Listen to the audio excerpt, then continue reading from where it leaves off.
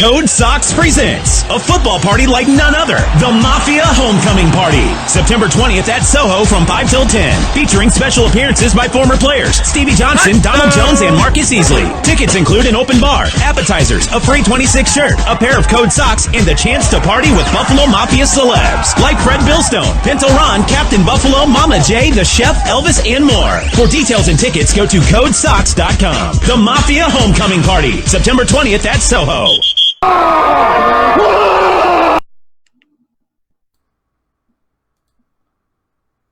What is going on, everybody? It's another night, another win, 2-0, 2-0, 2-0. Fellas, are we believing yet? Fred, wait a minute, Fred. Take it off, Fred. Yeah, it's we a know win. You know what to do. That's the right. bucket hat. That means we hat. won. That's right. That is right. Yes, Man, sir. this feels good. Doesn't it feel good to be on top for once? Absolutely, it does. I mean, I don't know what to say. I mean, we looked good for most of the game, and then we had a couple letdowns. I don't know if I'm drinking the Kool-Aid yet. I'm still kind of concerned about the two teams we played, but 2-0 does feel great, though. It feels good. We enjoy it. We're going to enjoy it. Clayton, what's going on? How you feeling, my man? I'm feeling great. A win's a win, but I'm still cautiously optimistic. Not sure what to make of these last two teams that we've played. We don't really know how good either the Jets or the Giants are going to be. Either way, we have a third of our win total from last season already. It's a good year already. Yeah, and shout out to our guy, CFR Mud Dog Leroy Winzo. If you don't know Leroy Winzo, he's never really on camera too much, but he's always digging and scratching for those stats. That's why we call him the Mud Dog. He gets us all our information throughout the week. So definitely shout out to our guy, man. He's already digging for the Bagels game. He's knee deep in the dirt already, man. But hey, guys, what a game! What a game! We knew that we're coming to face a Giants team who was depleted, who was injured, and we needed to win that game. We needed to come in there. We just absolutely needed to destroy this team. And I felt like we did that. I felt like we controlled the game on both sides of the ball all the way through, besides the first little drive, which I had me a little worried. But we controlled it. Fred, I'm going to start with you. What were your thoughts on the game at first? Well, like you just said, you mentioned it, the first drive. I mean, I got concerned about our Russian defense. I had no idea where we were. But, just like McDermott, he's going to adjust. He adjusted, and then he ended up shutting down Barkley. Barkley only ended up with 100 yards on the ground, I believe it was. But there was some things that I saw out of Josh Allen that I really liked. I mean, I'm not going to lie to you. There was some things I liked, and then there was a couple things that I didn't like. But for the most part, these receivers are helping Josh Allen out, and it's good to see that. And these guys starting to develop, getting that rapport together, and you're starting to see it.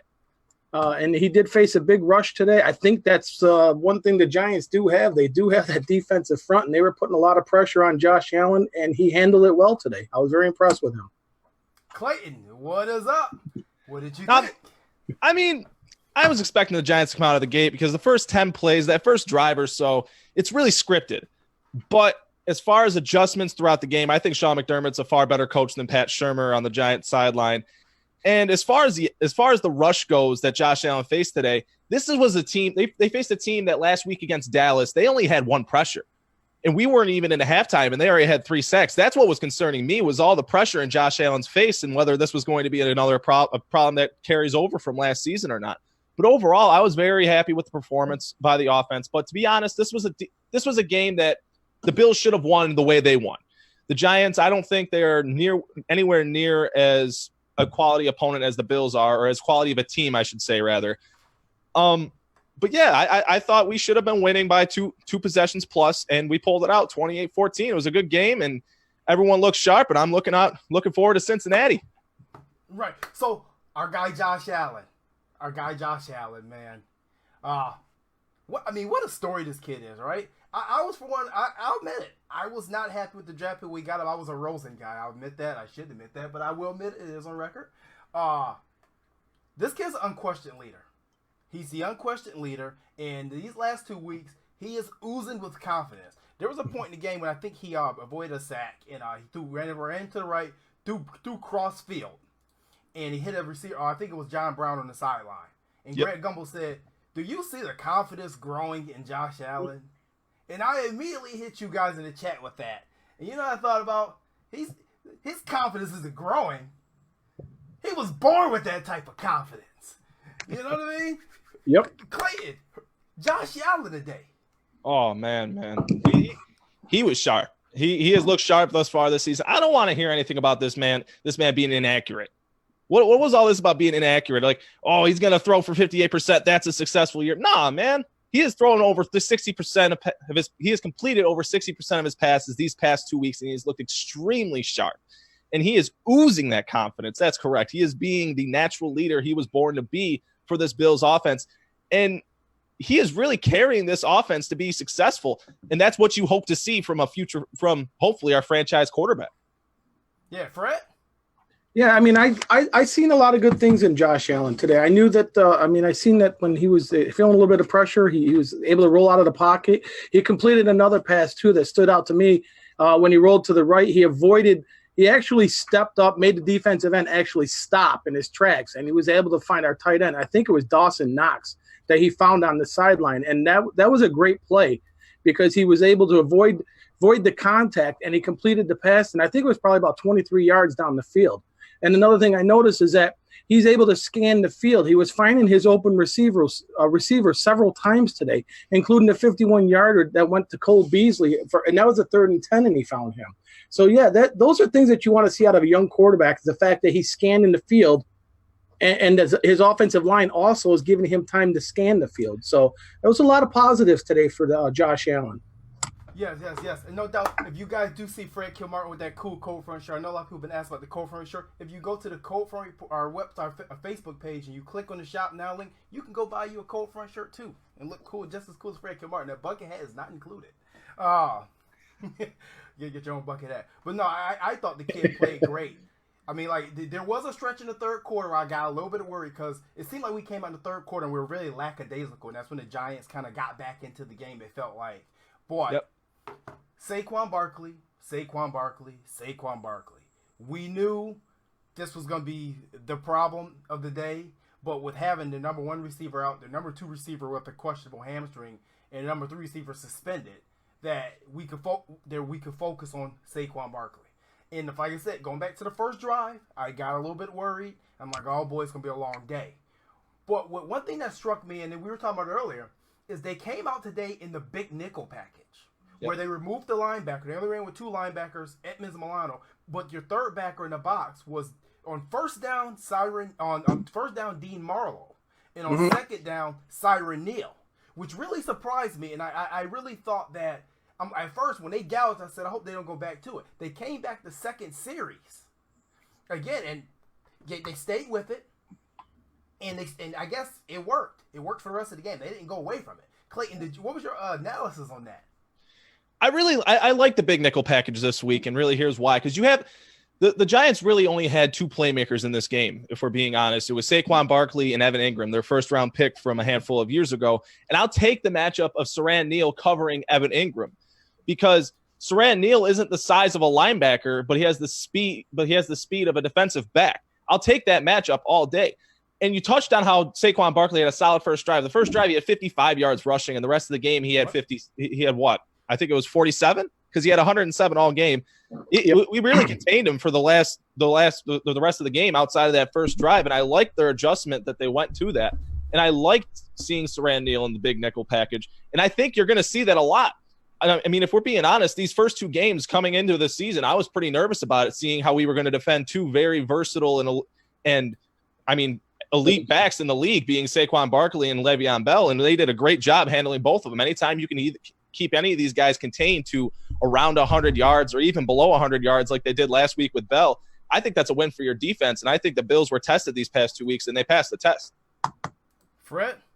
Yeah, absolutely. I mean, I think that everybody remembers last year, I think our biggest weakness on that defense was probably our rush defense. And I tell you what, like you touched on it, you held Bell under to 60. You're holding this kid at 100. And I'll tell you what, I'm impressed with Barkley. I'm not going to take anything away from this kid. I mean, he's very impressive to watch. I think this is the first time I've actually sat and watched the whole game and watched him run. But, I mean, you got to give it a hats off to the defense. They adjusted. They shut the kid down, took away the 2 weapons that they had. Understand that the Giants wide receiver core have taken a beating on some injuries. Tate's got a suspension that he's sitting out.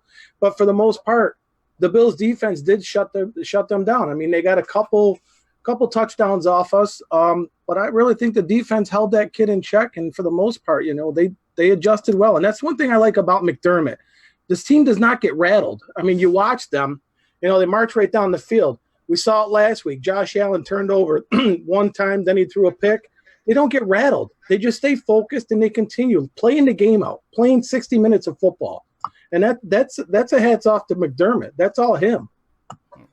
Make sure you guys stay tuned for the entire show because the last 10 minutes of the show we will be taking callers. So we want to hear your opinions. Please no cursing. It's a family show. We're all excited, but please let's keep the cursing out of it. Kids do watch this show.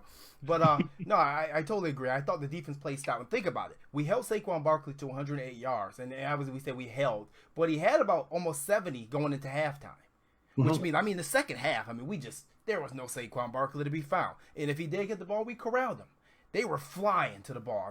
That's how you play Bills defense. That's how you play Bills defense. I got to ask, is this defense the best defense in the league? And I think this is a legitimate question. Go ahead. So really my analysis of that was going into this season, the only thing this defense really lacked from being one of those dominant, fierce, scary defenses mentioned amongst the Bears, for example, was the pass rush. That's really the only thing this defense lacked, in my opinion, because they had the secondary, they had the two they had the two linebackers that can run sideline to sideline and cover in the passing game. So that's really where they were lacking. And they add a player like Ed Oliver, who's going to occupy blockers in the middle of the field, so you can free up edge rushers like Jerry Hughes. And Trent Murphy's having a resurgent year in his career, coming up 2 years removed from an ACL tear. And Shaq Lawson looks like a man possessed, ready to get paid this offseason. Yes. That's really what it's come down to, is it's really everything is lining up right along the defensive line where your playmakers are starting to make plays and these players are being put into positions to succeed. And you're really starting to see that across the front as this pass rush is far improved from last season, in my opinion.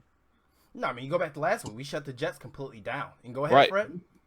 Yeah, what I was going to say, though, is, this defense, they're doing their job. The sacks are going to come. I'm not worried about the sacks. They're going to come because everyone's in the right position to make a play. And you touched on it, and I said it at the beginning of this season. I said Trent Murphy could be the X factor on this defense. And I'm telling you, he is balling out. He looks healthy. He had an interception today. And Shaq Lawson is a possessed man coming off that edge. It's nice to see that he's given a breather for Jerry Hughes. So Jerry Hughes is fresh. I see Jerry Hughes come down the field and then make a tackle on, well, I can't say a tackle because he smashed Barkley on that one play. He went down. That kid took a hard hit.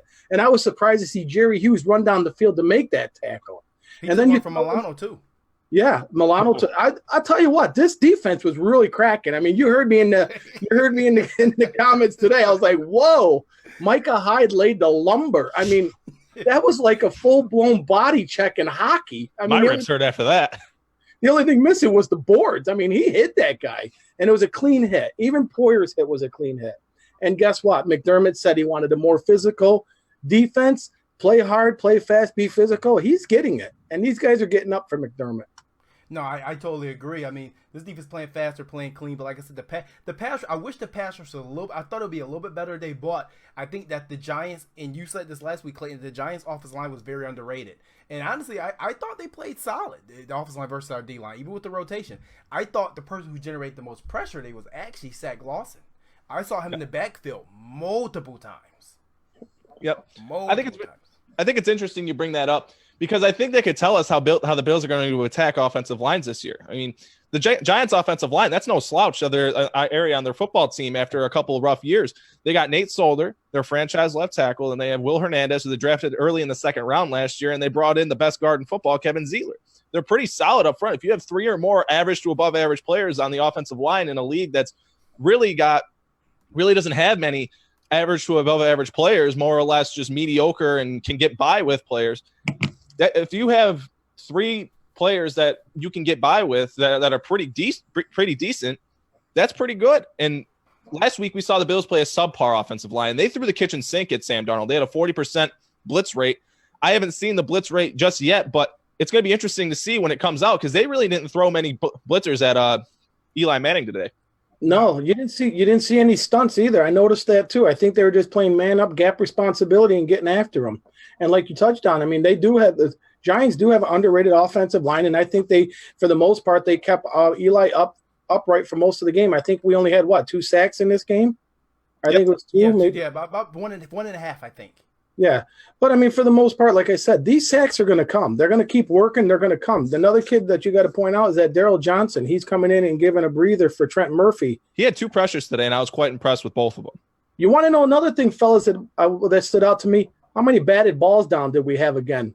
Something going on in practice that we don't know about, fellas? We might have. But Joe Kelly in the chat brings up a good point. He says we had six batted balls from the D line, 1 being intercepted, which is and we mentioned this last week's show. Like they were really getting their hands up, but we didn't know if that was a game plan for Sam Darnold because he throws the ball low. But again today, and the one got intercepted. Let's talk about the interception though. Yeah, Trent Murphy. Trent, your guy. Yes, sir. Go ahead, Buckethead. Yeah, Trent Murphy again. He's getting. That's what it's all about. And you know what's funny is that they're batting the ball down on a veteran quarterback. You know what I mean? Most of the quarterbacks know that they can slide and catch that lane. I was talking to a friend of mine who's a huge Giants fan, and he said that he's never seen a Giants game where they had more batted balls down than today. So something's going on in that practice that we don't know about. But, I mean, hey, if you can't catch the ball, knock it down. I mean, the 3 practices I went and saw St. John Fisher, they were batting balls a lot. Now, I really thought about it today after the game is, wow, this defensive line's been batting balls left and right. And I thought back to the days I spent at St. John Fisher, and I think back to it, and they batted a lot of balls in practice, too. It must be emphasized by the defensive line coach, Nick. I believe his name's Nick Tierlinick, something like that. Yeah. I believe it has to be an emphasis by the defensive line coach because they've been doing an impressive job 2 weeks in a row the season. Yeah, impressive. Most definitely. But our running game today, I thought that our running game really took shape today. And what it was going, Frank Gore looked really good, and I thought he was very solid. He gave us 19 carries for 68 yards for 3.6, which is not bad for a 36-year-old. I think it's 3.6 and he's 36. And then you had Devin Singletary come in and spell him. And I mean, Singletary was just shot out of a cannon again. But let's talk about Frank Gore for a minute. Now we see why he was brought in. Now we understand the move. Not that we didn't understand the move before, but we didn't think that he would be starting. And when they cut Shady, and he say he was going to be a starter, it almost felt again like an Anquan Bolden situation reoccurring. Like he brought this veteran for mentorship. Then he's like, hey, by the way, you're starting. We don't care how old you are. But Frank's a gamer, and that's what they keep saying. He's a gamer. He comes in, he's ready to play at all times. Fred, how are you feeling about Frank Gore through these first 2 games? Because last week I thought he looked a little old last week. Yeah, I mean, you're right about that. I felt the same way. I kind of questioned why we got rid of Shady, at the last week's game. But I mean, you got to remember that was a better defense too than the Giants had. But the fact is that he was hitting the hole today. He was hitting the hole. He's picking up chunk yards, and it's good to see for his age. And I'm not knocking Shady. I appreciate Shady, everything he did for the Bills. But Shady never hit the holes like Frank Gore was doing today. He got the opportunity. He was hitting those holes. And these two complement each other because he's like a power back, and then you get this guy out in space. And when I seen them pulling a couple times for Singletary, that's impressive. The kid does remind me of Thurman Thomas, especially on these pulling plays when they used to run that counter all the time for Thurman Thomas. And that's what this kid reminds me of. Hopefully he's going to be all right with that hamstring tweak that he had. So we'll find out more about that injury. Yeah. Clayton? I like Frank Gore. Don't get me wrong. I love Frank Gore, and I love the mentality he brings to the offense. Really, he brings – what he brings is he is a reliable running back that's going to get the dirty yards and keep the chains moving for the offense. Don't get me wrong. I love Frank Gore. But at 36 years old, I don't think he should be having 19 carries in a football game. I don't think he's not meant for that anymore. You're gonna wear this man out come November or hopefully December and late into January. Hopefully that's the case.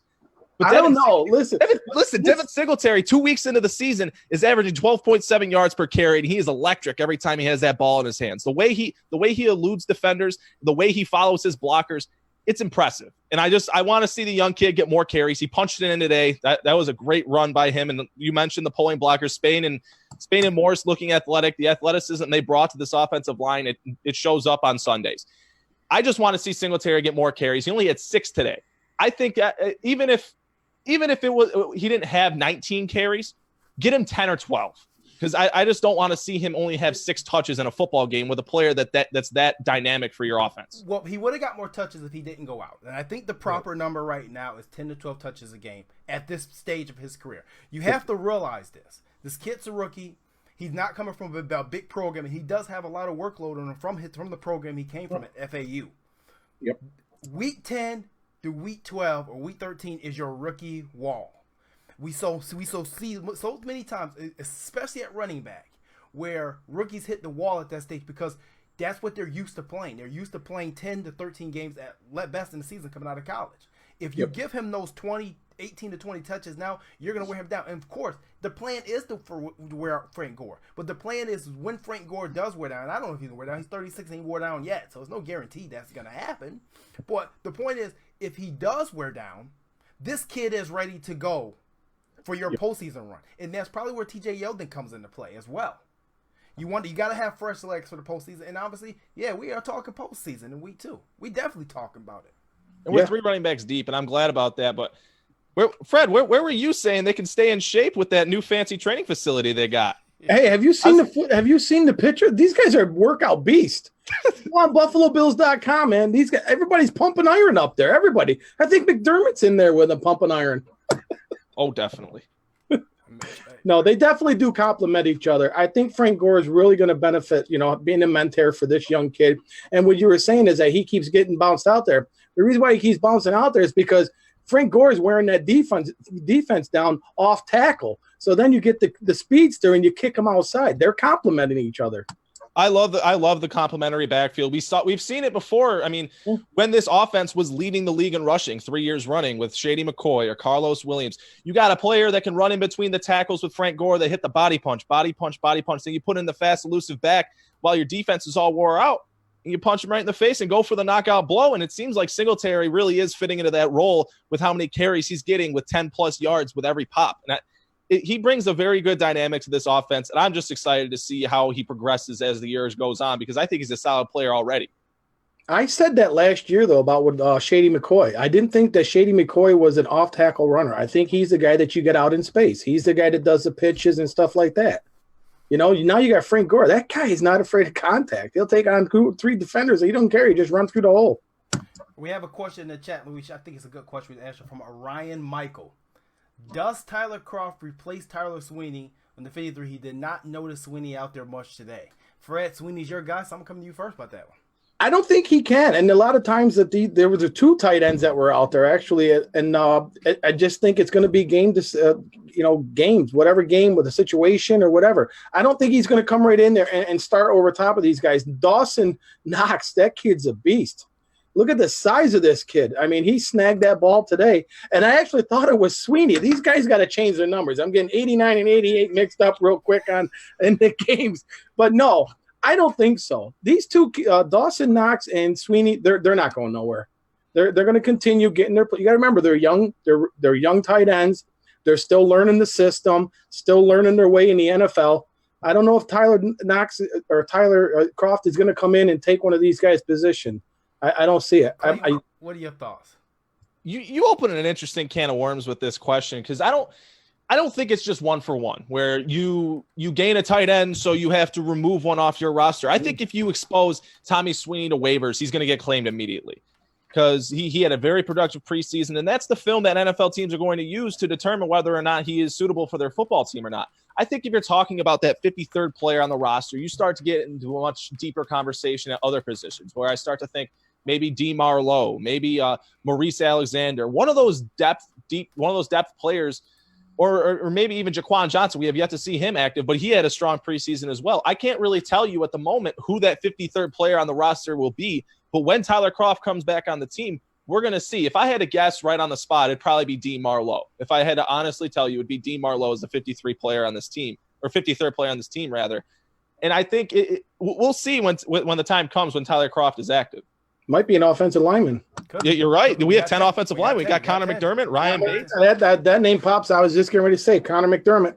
We have that 10. I'm gonna play devil advocate here. I'm gonna say Tyler Kroft does start when he comes back, just because we understand the affinity that Sean McDermott has with veteran players.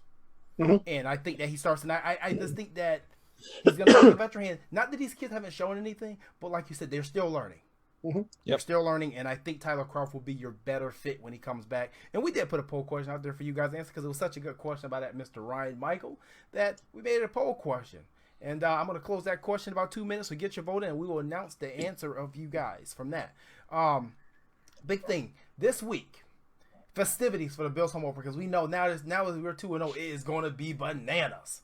So this week, not only do we have the Mafia homecoming party on Friday night, so if you have not got your tickets yet, make sure you get that.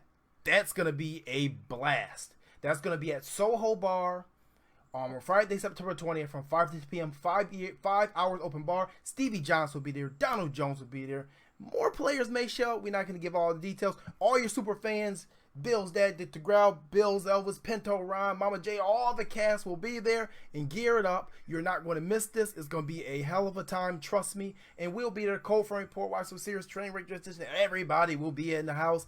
I'm actually, since the Bills are 2-0, I'm actually going to call Dan Gambino after the show and see maybe he'll do a promo code for $20 off your ticket. Since it's 2-0, get it? 2-0, $20. We'll see and Dan Gambino will be there, and you know how Dan Gambino and Code Sox throw parties, so you don't want to miss they this. leave your socks off. That's right. But no, so you're definitely not going to miss that. And then also that Sunday, there's going to be a huge tailgate. We have combined with Hammerlot, the biggest lot in the history of all lots. And we're going to be throwing a tailgate party combined with Lee Evans, with Stevie Johnson, with Donald Jones. We have a stage coming in. We have a DJ coming in. We're going to be taking the stage live for pregame. We're going to be doing trivia and raffles and all type of other stuff. You're not going to miss it, and that's completely free. And let me tell you, that's the only tailgate you need to be at that day. Trust me on that. Because it's the only one that's going to be lit. Why would you go anywhere else besides Hammerlot as a Bills fan? That's like your wings and ranch. Come on over. We're going to do bowling ball shots, and we're going to watch Pinto Ron get sprayed down with ketchup and mustard. That's right. So, I mean, guys, so where do we go to this next week? We have the Bengals coming up. Mm-hmm. The Bengals are banged up a little bit too, but Andy Dalton has had some very good success against us in the past. Yes. How are you feeling about this matchup coming off this game? Clayton, I'll come to you.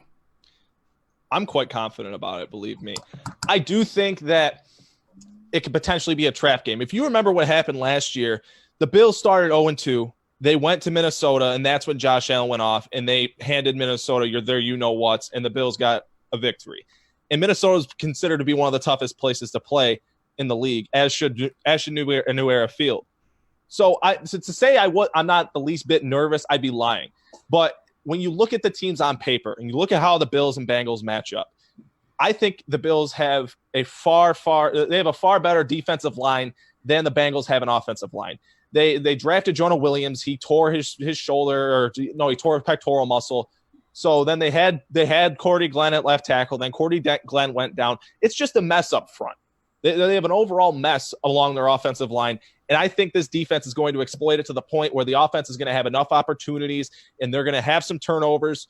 And the Bills are going to get a big win against the Bengals. We saw the 49ers gave them a big loss today. They beat them I believe it was 42-17, 41-17. They blew them out. Beat the stripes off of them in their house in Cincinnati, nonetheless. So for them to think the Bengals are going to walk into New Era Field and walk out victorious, I just can't believe it, man. I can't believe that. Not the way this buzz is going to be. Everybody's going to be in the building. It's going to be loud. You may get remember that year they pulled out the decibel machine and tried to see if we could break the record for decibels when the Patriots came to town. We won that game. They better pull that thing out again. And they're going to pull that thing out week 4 if we go 3-0. I'll tell you that. Yeah, absolutely. But this game, I'm not going to overlook the Cincinnati game. You can't really. It's any given Sunday. You really can't. I mean, you got to remember that. We're going to be home. They're going to be motivated. They're going to be pumped. They're going to be amped. But we have to remember that we're still facing the Patriots the following week. So you want to stay prepared. You want to stay focused. You don't want to overlook any team. And like JT said, Andy Dalton does play well against the Bills. And if everybody remembers, every time we played the Bengals, it goes back and forth. Either we win that year, they win that year. So it's always close games against the Bengals. So, I mean, I wouldn't overlook them. If I had to say one matchup that really scares me, it's probably going to be John Ross on Trey White if that's who's going to be covering him. if covering AJ him. Still. Right. That's really what's going to scare me, because we saw when the Bills had joint practices with the Panthers what happens when you put Trey White on the fast burner type receiver. We saw it when he played Curtis Samuel. Now he's going to be playing the record holder as far as the 40 time goes. And John Ross has been lighting it up so far this year. He's looked good. He's really having a resurgence year in his third year after being a first-round pick. That's really the matchup that's going to scare me. Can the Bills avoid the big play against the Bengals? I think that's really what's going to come down to. They've avoided the big play so far this year, unless you're counting that garbage time big play to Evan Ingram today. I don't really count that.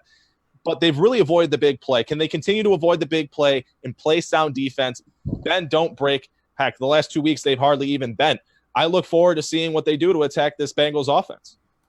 No, I mean, the receiver's going to play a big part in this one. I mean, we got to keep spreading the field and throwing the football. I think between John Brown and Cole Beasley, I mean, today they combined for 11 catches and I think about 150 yards there. 155. 155 yards. I mean, the Smurfs are coming to play. I mean, I feel bad for these corners, especially the linebackers that get matched up with Beasley in the middle of the field. The corners have to cover Brown running across the field. It's really just not fair. It's not fair. And then you got my guy, of course, Isaiah McKenzie. Touchdown, McKenzie. Yeah. Am I going to see you in that McKenzie jersey next week? You won't next week because I don't have time to get it unless I catch one in Buffalo in town. But if I see one, I'll buy one. I'll see if I think you have to special order it. That's my guy. It comes in my size, too. If he gives me his jersey, it will come in my size. So, all right. No, I mean, it's really unfair. But the only downside I see is that the Bengals have a pretty good pass rush, and we're still rotating at right tackle. Today, I thought at times our left tackle, right tackle, Dawkins and Ford, they looked kind of iffy at times. And we know we played Cincinnati in preseason last year. And we know what happened. This is why I brought it up at the start of my point earlier. Was the Giants pressured Dak Prescott in week 1 once. Once. You can say what there is to say about the Cowboys offensive line, but they got one pressure against the Cowboys. And they had 3 sacks, 2 of which they beat. Marcus Golden beat Cody Ford while he was playing right tackle, and one of them came in the first play, one of the first plays of the game. I'm personally, this is my biggest gripe about the Bills' offense is that they're rotating players at right tackle, because that's such a big tell on film. That's such a big tell. Oh, and Secchi's coming in the game. They have an X percentage chance of passing the ball on this play. That's such a big tell, and I don't really like because I think it affects the entire offensive line as far as chemistry, as far as gelling with I know the guy next to me is doing this because I played X snaps with him. I don't like the uncertainty. I don't like rotating offensive linemen at all. You need to make a decision. I think this really comes down to John Feliciano, because they love what they see from John Feliciano. He's a mauler in the run game, and he's a leader, and he's going to get in your face. He is that nasty that Sean McDermott likes. Well, is that nasty so much more important to you that you're not going to play your second-round pick from this past year that you traded up for and start Ty Nsekhe? Because there's no doubt in my mind Ty Nsekhe is the better right tackle on this football team. That's just my opinion, but I think he's a far better right tackle at this level, and Cody Ford translates much better to be playing a guard. So it really comes down to John Feliciano, in my opinion. I couldn't really tell you what they're going to do, but I can tell you what I want them to do, and that's to start Ford at guard and start Nsekhe at right tackle and settle this business. I'm going to go to Fred, but you can't take Feliciano out, man. Yeah, no, you can't. But here's the same thing, though. You got to look at it like this. Cody Ford is a rookie, okay? But he does have a nasty side to him. I think they're trying to just sprinkle him in there, trying to get him some looks, I wouldn't read into it too much. They have a game plan. They know what they're doing. I understand John Feliciano. I like the way his intensity is. Ty was a little banged up today, so you don't know if that came into play. But I did see the 2 sacks and that Ford gave up. But like I said, don't read it too much into it. They must have a game plan or something. And it could be based on down and distance. Who fits in better if it's a third down or a second down? Everything's a schematic. So I wouldn't look too much into it. But that goes into what I said about showing your hand, though, Fred. That's really where my issue comes in. It's 3rd and 15. Are the Bills going to run a draw play, or are they going to put Ty Nsekhe in the game and throw the ball downfield? That's where my point comes in. Is as soon as Ty Nsekhe comes onto the field, I mean, the coaches, they sit there and they watch film for hours at a time. They're going to know there is. Yeah, but I don't think they're showing their hand. I don't think they're showing their hand, so to speak. And you know what I mean? That's not us. We're not in the practices. We're not in the meetings. We don't know what's going on, why they're doing what they're doing. All I know is they have a game plan. And I'm telling you, Cody Ford, everybody thinks he should be a guard. I agree. I think that they're trying to force the kid to be a tackle, and maybe because of Ty being injured. I'm not sure. Well, go ahead. I do like this kid. I seen today. How aggressive was he when they were on top of Josh Allen? Loved it. This he's got a nasty side, and like I said, he's young. Just got to give the guy some time. Loved it. I agree. I love the fact that he stood up for his teammate. And actually, that's actually our ref ratings missed call of the game, because I mean that should have been a roughing passer. The guy literally shoved Josh Allen into the ground, dude. I mean, not to mention that should have been a roughing the passer, but it should have. They called intentional grounding on that play. Yeah, they called intentional grounding. He was way outside the tackles, and he threw it out of bounds. He was out. He was at the numbers. And I don't know where the ball has to be snapped in order for you to be out to your right, throw it at the numbers, and for it to be intentional grounding. He was out of the tackle box by a mile. The rest of the day, they were suspect, but that. Well, there was a play also. If you want to bring in ref ratings, what about the fact that Dawson Knox got slammed to the ground? They threw the flag, then they picked it up, and they said there's no penalty. That was a flop. That was a flop. Hey, but it was extra. It was extra. If we're going to call flag for extracurricular activity, then you have to call that one, because it was extra. Whether he flopped or not, it was still extra, man. Even Gumbel said it. Yeah, and Greg Gumbel doesn't lie. Not with that voice. In the day, so we are opening phone lines. So if you guys want to call in and give your opinion, you can do so. They are open for you. That number is 1-833-436-7626. Please, no cursing. We have children watching. But before we do, I will announce the ticket giveaway winner to the Mafia Homecoming Party. And that winner is one other than Norma Pott. Norma, you have won 2 tickets to the Bills Mafia Homecoming Party on this Friday night at Soho Bar. Confirmed people are Bills Dad, Dick the Grout, Stevie Johnson, Bills, Elvis, Pinto, Ron, Marcus Easley, Mama J, Mama DeCoger, Donald Jones, Sherman, Bill, Buffalo Chefs, and many more. You are not going to miss this. But we have a caller, and I believe it's a guy that we're familiar with here. So you're not, you guys not going to miss this party. It's gonna be off the chain. Fred, got anything to say on it? What's that? The party? Yeah, I mean, it's going to be a great time. You guys got to be out there. You got to be there.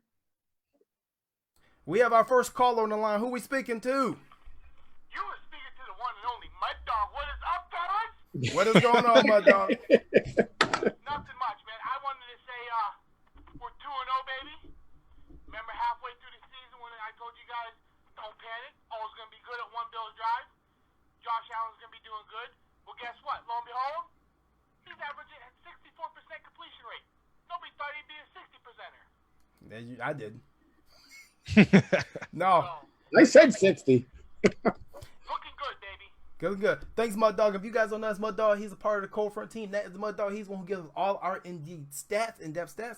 So make sure you go follow him at CFR Mud Dog on all platforms. And we got more coming from him. And he will also be at the home opener next week. Make sure you bring him a bone.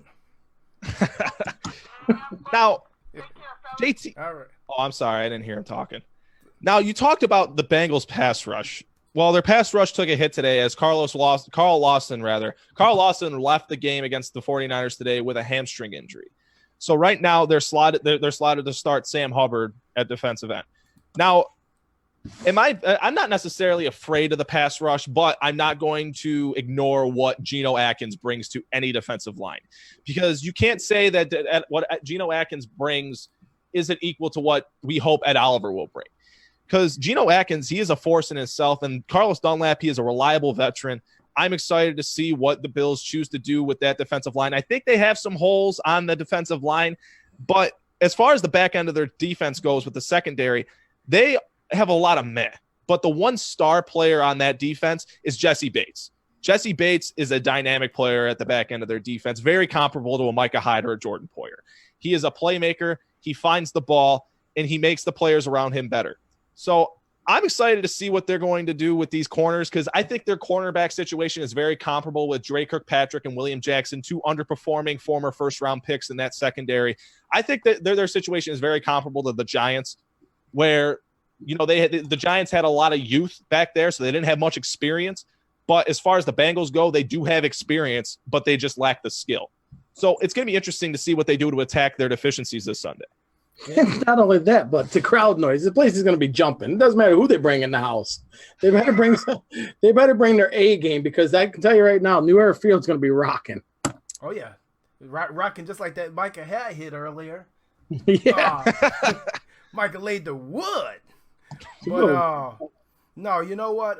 It's gonna be a very interesting matchup, like you say. I hope it's not a track game. But you know what? Since the Sean McDermott era started, we haven't had too many trap games that we've got caught in. We've actually been the trap game. Yep. Mm-hmm. I'm glad you bring that up. Because when you talk, people can laugh and joke about culture over talent or talent over culture. You can bring that conversation up. But when it comes to your team having its head on straight and keeping on that straight and narrow and staying the course, if you will, I think that's what culture brings to a locker room. No win is too high, no loss is too low. The momentum from the previous week, yes, we got to win these past 2 weeks. But as far as Sean McDermott and this team is concerned, they're 0-0. They're coming into they want to win this week rather than go 3-0. They want to be 1-0 next week rather than being 3-0 in the season. Their goal is to win every week, not win games at a time. I think that's what they do to avoid trap games when you have a big game this following game after the Bengals against New England in your house. And another interesting tidbit on this game, Josh Allen competed a pass to 8 different receivers today. 8. Mm-hmm. He also set that record for being the first player since what? So that seventh consecutive 200-yard passing game? Yes, he did. Yep. Almost got to 300 yards. If he would have got to 300 yards, it would have broke the active streak, because now today was game number 35 of having Bills having a quarterback not hit 300 yards. I remember the last game we had 300 yards, if I remember correctly, was that Christmas Eve game where Rex Ryan put 10 players on the field in overtime with Tyrod Taylor. That was the last time they had 300 yards. Yes, it was. Yep. I was there. Right. So, other than that, guys, we're 2-0. We're sitting on top of the world. We're undefeated so far. If you want to include the preseason, hell, we'll say we're 6-0. If you guys, we have about three more minutes left in the show. If you guys have any questions for us that you want to answer or try to answer, because we're not experts. Sometimes we can be. Maybe we are. Who knows? Put them right in the chat, and we will get to them. But we answer some of these poll questions. The poll earlier, we asked, would you want Tyler Kroft to start when he comes back? 52% of you said yes. 48% of you said no. So a lot of you guys are Sweet and Low fans and Dawson Knox fans. Another you are saying, hey, we need the veteran experience. And our another poll question, which I'm going to publish results right now. Should the Bills start Ty Nsekhe or Cody Ford at right tackle, or just simply keep the rotation? 30% of you say Ford, 30% of you say Nsekhe, and 41% you say, hey, it ain't broken, don't fix it. So, hey. It looks pretty broken to me when Marcus Golden's blowing by him, sacking Josh Allen. Come on, I'm just man. saying. Come on, dude. It's a rookie. What do you want? I don't want my quarterback getting sacked. That's why he runs. He's going to get beat at some points, man. He's going to get beat at some point. That's why he runs, he says. Well, guys, once again, I just want to announce to you guys again, this weekend for the home opener, we're 2-0. This place is going to be rocking. Buffalo is going to be on fire. So, Friday night, at Soho, make sure you're there. Tickets are on sale. I'm gonna see if I can get Dan Gambino get a cheaper coupon code out for 2-0. Maybe he'll take $20. Who knows? He's a nice guy, and he sells a lot of socks, so maybe he'll do it. That's gonna be Stevie Johnson, Donald Jones at Soho. Marcus Easley. We'll all be there. We'll be taking the mic. We're having fun. 5 hours open bar. It's going to be a great time. You don't want to miss it. All your Bills fans, let's come together as a family and really do something together before we all start breaking tables on Sunday. We're not really going to break a table. But if we were going to break tables, it would be on Sunday and it wouldn't be on Friday. So let's get together on that Friday and do that. That Saturday night, do not forget that they're having a Pancho Villa Memorial.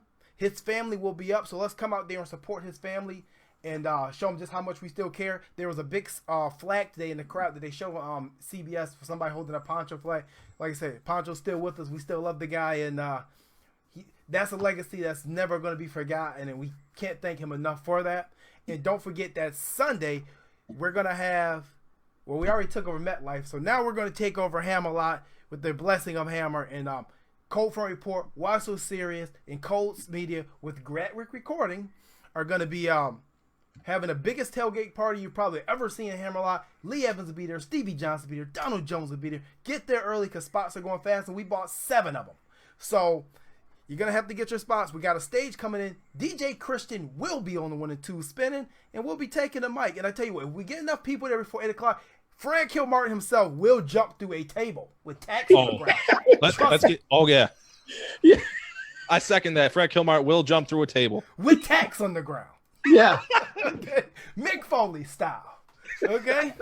Bang bang Cactus Jack. But guys, we just want to say thank you for tuning in. It was a great show. Great show. We 2-0. I cannot believe it. I mean, we feel so good, man. 2-0. Can't believe it, Josh Allen. But no, seriously, any final thoughts, Clayton? I'll come to you. Oh. man. 2 wins. I feel great, but I'd be lying if I said I didn't have my the New England game circled in red. I'd be lying. I've been looking forward to this game for a very long time. This week we have another matchup. We got to get through the Bengals first. I think the Bills matchup's really great. I think they match up great. I think we're going to have a great week next week. I'm looking forward to this party. I'm looking forward to seeing you fellas, and I'm looking forward to having a great weekend going around the city of Buffalo with you guys. And it's going to be a hell of a time at that party. Be sure to get your tickets, and let's hope we can get 3-0 next week. That's right, Fred. Yeah, I mean, I didn't realize it, but we're actually 6-0 this year. Oh, Jesus. 4 preseason games. I'm just saying, 4 games. If you were 2-0, I'll take it. But I mean, actually 6-0. I mean, so that's kind of a good thing. No, like JT said, come on out. Make sure you're at the Soho. Come on out and hang out with everybody. Have a couple drinks because it's going to be madness on Sunday when the Bills are 3-0.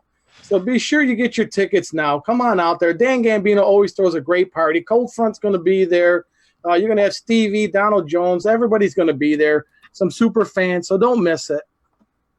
Hey, if you miss it, I feel bad for you because this is going to be a once in a lifetime event. Don't get me wrong, we can probably do it every year, but it's going to be a one lifetime event. You don't want to miss the inaugural one. You don't want to be the person that's sitting there looking at the pictures like, oh, I should have went. Now I got to wait another 12 months. You don't want to be. Don't be that person, okay? But no, plus, guys, there's a chance to win an autographed helmet, compliments of certified brakes and Shorty McBill's brakes and razzes. They are donating a helmet. Jacked, and that is expensive. It's not even a replica. It is authentic. Josh Allen helmet, and all you have to do is be in the building to get a chance to win that. So yeah. I mean, right there alone, that's more than worth it. Other than that, guys, great show. I mean, hopefully we come back next week and we'll be 3-0. I don't actually know when we're going live next week because we'll actually be up there in town. So if you guys know any good wing spots or place you guys get together, shoot us a message. We like to party. I like wings. Yeah, this guy. I love wings. No, other than that, The fork? oh God, that was what a great show. All right. Other than that, make sure you guys stay tuned Tuesday. We got the Why So Serious podcast, Stevie Johnson live right here. The Why So Serious podcast on the Cold Front Report on Tuesday nights. Make sure you tune in and get analysis from Stevie Johnson, Donald Jones, and Mike LaFredo, and myself. I will be on there too. And let's go take those kitty cats out next week. How about that? Don't forget our winner, Norma Pot. Congratulations. If you won your tickets, we'll get in contact with you. Get your tickets to the Mafia Homecoming Party. If you have not, get your tickets. Guys, that's our show. We are out of here. DONE. Done. Just like the Giants were today. Catch you guys later.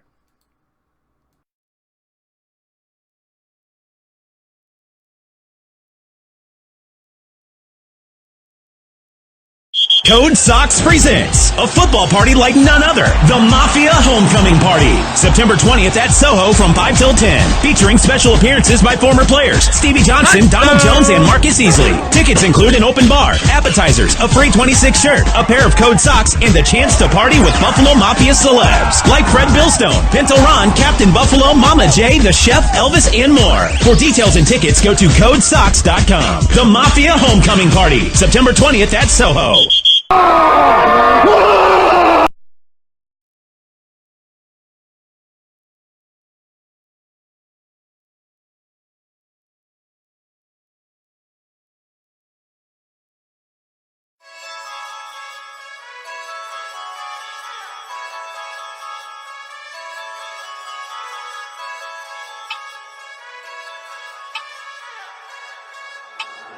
Cold.